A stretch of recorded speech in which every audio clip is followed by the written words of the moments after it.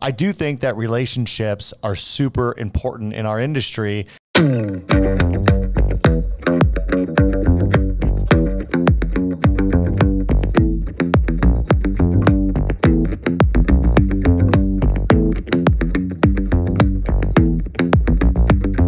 All right, welcome back to Market Shares. I'm your host, Tony Blodgett, and today I want to talk a little bit about relationships. Everyone always says that the mortgage business, the real estate business, it's a relationship business, right? And we like to talk about how it's a relationship business and act like it's not a transactional business, right? But we gotta balance those two things out. We're obviously selling basically a commodity, right? At the end of the day, I think a lot of consumers think that a mortgage is a commodity. I would argue that it probably doesn't have to be a commodity. I think if you're just selling off of a rate sheet and trying to figure out if you have the best rate and that's your process with a borrower, then yeah, you're probably commoditizing yourself in that way. If you really, build deep relationships and focus on giving people good advice on how to structure their mortgage in the best way that fits their short and long-term needs, if you're really strategizing with them about how it is they're going to leverage the debt that they put against their home or their investment properties and do that over the course of their life, then I would argue that it's not a commodity. But either way, I do think that relationships are super important in our industry. And I think that people underestimate how important it really is. And so I want to talk about a few areas where I think relationships can be really helpful to you and maybe offer the idea to consider how it is you're approaching your relationships in this industry. Right before I got on this podcast, I was actually just on the phone with a friend of mine, and he's actually a competitor of mine. He holds a very similar position to me at a different company, and we're really good friends. We have a great relationship. And so the first thing I want to talk about is relationships within our industry, really relationships with your competitors.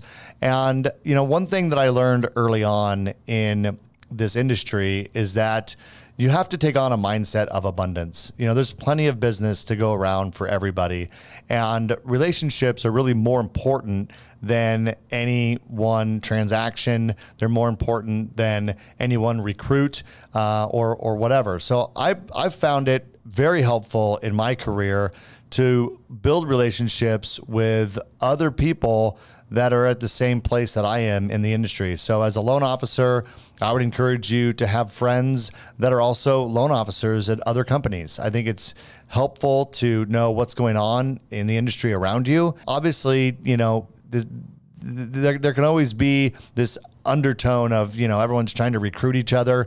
And I think that you got to be careful about that. I think that there has to be genuine relationships that don't have, an ulterior motive, if you will. And through those relationships, opportunities, very well may come about to work together at some point in the future, but that can't be your main motivation. So I would offer that, if there's opportunities to get into a mastermind group or to just go to networking events with the idea of getting to know some of your peers in this industry and forging relationships with them, can really be beneficial to your understanding of this industry.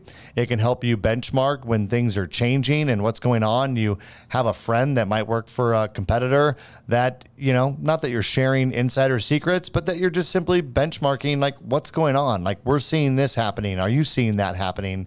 And it can just give you some insight as to what's going on in the world around you. So the first thing that I would ask you to consider is, how's your network of friends in your industry? I would say the same thing about the real estate industry. I've had lots of situations where through the process of trying to purchase homes, I've purchased, a couple primary residences and many investment properties.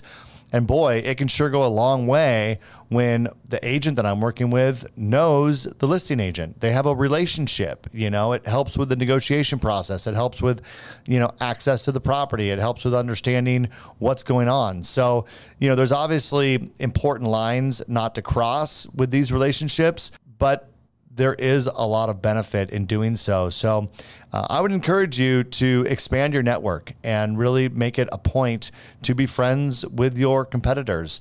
And it can't always be a one-sided relationship either. It's got to be mutually beneficial. So, being willing to take their phone call when they have questions about what's going on and sharing information that, is appropriate to share, and vice versa. It's got to be some give and take. And for me, it's taken me a long way, and I really value the friendships I have in our industry that are outside of our company. And so I'd ask you to consider that same thing too. Also, when it comes to your clients, this can be, if you're not careful, you can think that you're bringing people value, but you can ruin your opportunity to really go deep with somebody by not putting the relationship first.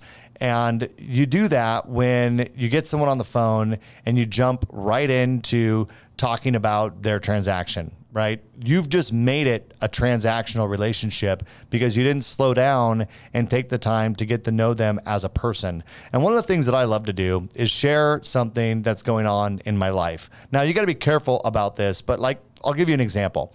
Like, you get someone on the phone and maybe you're their loan officer and they're looking to get pre-approved for a home loan. And maybe you got something going on in your life. Maybe you just bought a new puppy, as an example, right? And it's like, well, how's your day going? It's like, oh man, it's going great. We just got this puppy a few weeks ago, and geez, they are a real handful. And just something that simple can spur a conversation about puppies, about, oh, what kind of dog is it, right? You get to know them a little bit.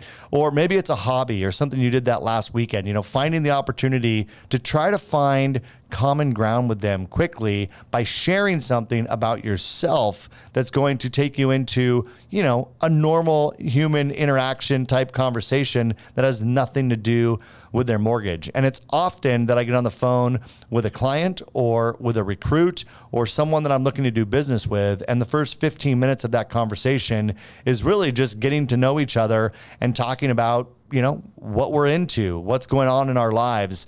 And it really is an art, and you have to be a little bit intentional about it without it being awkward. But I would ask you to take inventory of the last couple conversations you had and say, did I connect with this person on a personal level during this conversation? And if you didn't, what steps could you take to try to build a relationship? And look, it's like speed dating. You only have a few seconds, a few minutes on the phone with them to try to find some common ground. So it's not the easiest thing to do, but it will go a long ways, because when you can start going deeper with someone and they're willing to share with you their hobbies, things about their family, their true concerns about maybe the process or things that have happened to them in the past that are now shaping the way that they think about the process right now, it can be very helpful for you to be able to overcome those, for you to be able to relate to those when you can get someone to open up. So relationships become really important when you're working with a client, with a recruit. And when I say recruit, if you're a branch manager or if you're in charge of recruiting or growing your real estate firm, how do you connect with people on a different level and really build that relationship? And then throughout the loan process, I think you have to continue to do the same thing. As you're checking in with them, giving status updates, it's also finding out what's going on in their life, how their day's going, what are their fears and concerns, etc. Because people will remember the experience. People will remember the relationship. They're not going to remember the interest rate that you gave them on their home loan, but they will remember you if you connect on a personal level. So relationships with your clients are super important. The next one is with referral partners. We constantly are out, if we're loan officers, we're constantly calling on real estate agents and other people who have the ability to refer us business. And you have to be careful about not making it, again, totally transactional. Here's the programs we have, or we have the lowest rates, or this is what we can do. Now, those things are important and you need to get to those things, but you need to think about the series of questions that you're asking somebody when you first meet them, and start asking them questions that are really geared towards getting to know them and finding ways that you have common ground and connection, and then transitioning into how it is the relationship from a business perspective might be able to benefit them and their clients. And again, this has got to be intentional, and it's kind of an art to do it. And so I would ask you to think back on your conversations, and are you doing a good job of putting the relationship ahead of the transaction when it comes to working with referral partners? And then the last thing that I would touch on here with relationships is within your organization. You know, I find that one thing I've always tried to do is get to know everybody that I work with. And it can be difficult to do, and not everyone's open to sharing things about their life. And you don't have to be like super over involved in people's life. But I do think that it's important to be the kind of person within an organization that has relationships in all the different departments with all the different people who, work for you. And it just goes a long ways to be able to get things done.